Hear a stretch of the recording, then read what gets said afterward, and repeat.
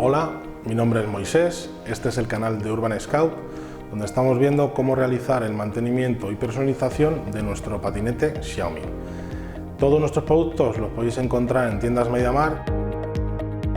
En esta ocasión vamos a ver un accesorio que es el casco Smart 4U, un casco de uso urbano que tiene una luz inteligente que lo que va a mejorar es nuestra visibilidad cuando estemos sobre el patinete. Estéticamente es un casco ventilado, tiene sus agujeritos de ventilación y tiene una visera para ayudarnos los días de lluvia, que no nos caiga el agua en la cara. En el interior tiene unas esponjillas que van puestas con velcro, lo que nos va a facilitar la limpieza del mismo. Podríamos quitarlas y lavarlas.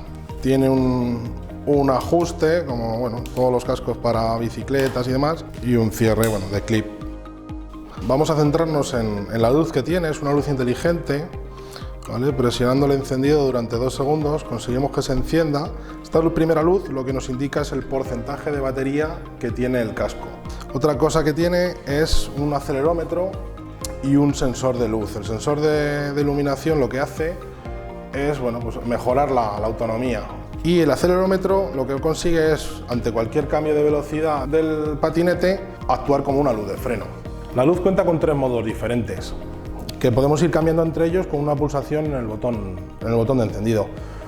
Un primer modo, que es el modo estroboscópico, que lo que hacen es parpadear los 7 LEDs a la vez.